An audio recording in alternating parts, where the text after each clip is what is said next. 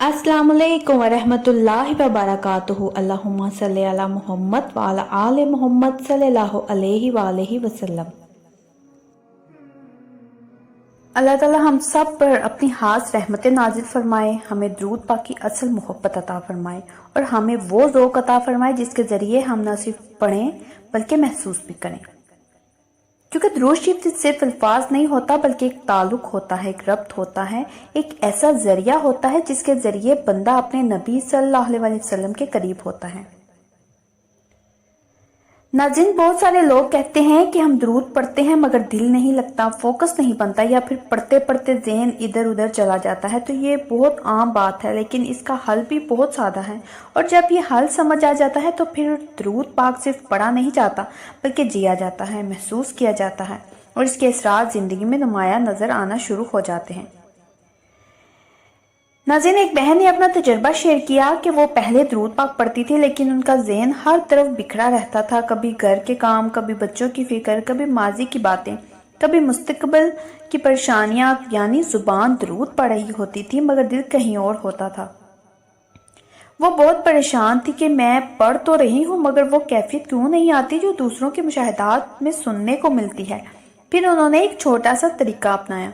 उन्होंने कहा कि मैंने खुद को पुरसुकून करना शुरू किया, गहरी सांसें लेना शुरू की, अपने जहन को आहिस्ता आहिस्ता खामोश करना शुरू किया और फिर अपने दिल को एक सिमत दी कि जब भी मैं दुरूद पढ़ूंगी मेरा दिल मदीना मुनव्वरा की तरफ मुतवज्जा होगा। मैंने अपने आप से बार बार ये बात दोहराई और यकीन करें चंद दिन के अंदर ही फ़र्क महसूस होना शुरू हो गया। पहले तो मुश्किल लगता था लेकिन फिर आहिस्ता आहिस्ता जब वो दुरूद पढ़ती तो उनके जहन में खुद बहुत सब गुंबद का तस्वर आने लगता, रोज़ा रसूल सल्लल्लाहु अलैहि वसल्लम की झलक महसूस होने लगती। और ये कोई ख्याली बात नहीं बल्कि दिल की कैफियत होती है जो अल्लाह ताला फरमाता है जब बंदा सच्चे दिल से कोशिश करता है। वो कहती है कि एक दिन वो अपने घर में बैठी थी, इर्द गिर्द लोग बातें कर रहे थे, शोर भी था, लेकिन जैसे ही उन्होंने दुरूद पाक पढ़ना शुरू किया तो अचानक उन्हें लगा कि जैसे सब कुछ खामोश हो गया है, जैसे वो अकेली हैं और इनका दिल किसी और ही दुनिया में चला गया है। आंखें खुली थी मगर दिल कहीं और था। एक सुकून, एक नरमी, एक अजीब सी मोहब्बत दिल में उतर रही थी और यही वो लम्हा था जब उन्हें समझ आया कि दुरूद पाक सिर्फ जुबान से नहीं बल्कि दिल से पढ़ना होता है।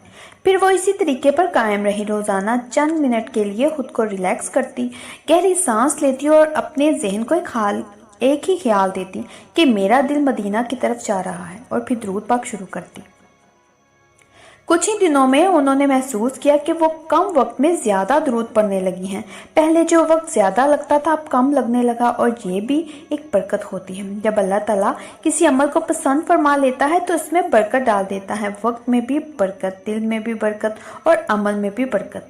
फिर उन्होंने एक और बात शेयर की कि एक रात वो दुरूद पाक पढ़ते पढ़ते सो गए। ख्वाब में उन्होंने देखा कि वो एक रोशन जगह पर है, वहाँ सुकून ही सुकून है, कोई शोर नहीं, कोई फिक्र नहीं और दुरूद से एक नूरानी मंजर नजर आ रहा है। वो कहती हैं कि मैं उस मंजर को अल्फाज में बयान नहीं कर सकती, बस दिल को एक अजीब सा सुकून मिला। जब आँख खुली तो आंखों में आंसू थे और दिल बहुत हल्का था। उसके बाद उनकी ज़िंदगी में तब्दीली आना शुरू हो गई। उनका मिजाज नरम हो गया, गुस्सा कम हो गया, दिल में अल्लाह और उसके रसूल सल्लल्लाहु अलैहि वसल्लम की मोहब्बत बढ़ने लगी और यही असल फ़ायदा होता है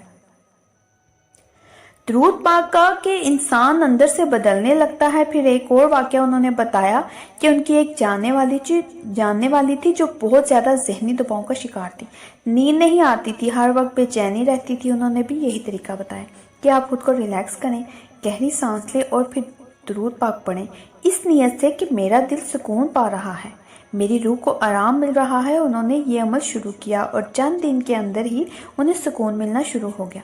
उनकी नींद बेहतर हो गई, दिल का बोझ कम हो गया और वो खुद हैरान थी कि इतना सादा सा अमल इतना बड़ा असर कैसे कर सकता है।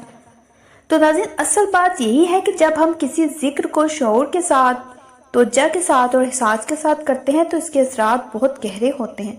सिर्फ जुबान से पढ़ने से भी फ़ायदा होता है, लेकिन जब दिल शामिल हो जाओ तो फिर मामला बदल जाता है। फिर वो जिक्र आपकी ज़िंदगी बदल देता है, फिर आपकी सोच बदल जाती है, आपके फैसले बदल जाते हैं, आपका रवैया बदल जाता है और यही असल कामयाबी है। تو ناظرین پھر وہ بہن کہتی ہیں کہ میں نے اپنے آپ کو ایک اور بات بھی سکھائی کہ میں کم وقت میں زیادہ درود پڑھ سکتی ہوں۔ میں نے اپنے ذہن کو یہ بات سمجھائی، اور جب ہم بار بار اپنے ذہن کو کوئی بات بتاتے ہیں تو وہ اسے مان لیتا ہے، پھر حقیقت میں بھی وہی ہونے لگتا ہے۔ انہوں نے کہا کہ میں پہلے سوچتی تھی کہ میرے پاس وقت نہیں ہے، اب میں سوچتی ہوں کہ میرے پاس وقت ہی وقت ہے اور میں زیادہ درود پڑھ سکتی ہوں، اور واقعی وہ زیادہ پڑھنے لگی۔ یہ سب ذہن کی پروگرامنگ ہوتی ہے۔ جب آپ اپنے ذہن کو مثبت سمت دیتے ہیں تو وہ آپ کی مدد کرتا ہے، اور جب آپ اسے چھوڑ دیتے ہیں تو وہ ادھر ادھر پٹکتا رہتا ہے۔ اسی لیے ضروری ہے کہ ہم اپنے ذہن کو کنٹرول کریں اور اسے اللہ کی طرف، نبی صلی اللہ علیہ وسلم کی طرف متوجہ کریں۔ پھر دیکھیں کیسے حالات بدلتے ہیں، کیسے دل بدلتا ہے، کیسے زندگی بدلتی ہے۔ اور پھر وہ کہتی ہیں کہ اب میں جہاں بھی ہوں، گھر میں ہوں، باہر ہوں، سفر میں ہوں، لوگوں کے درمیان ہوں، جیسے ہی میں درود پاک پڑھتی ہوں میرا دل خود بخود اس طرف چلا جاتا ہے، مجھے کوشش نہیں کرنی پڑتی، یہ ایک عادت بن گئی ہے، اور یہ عادت اللہ تعالیٰ کی طرف سے ایک انعام ہوتی ہے۔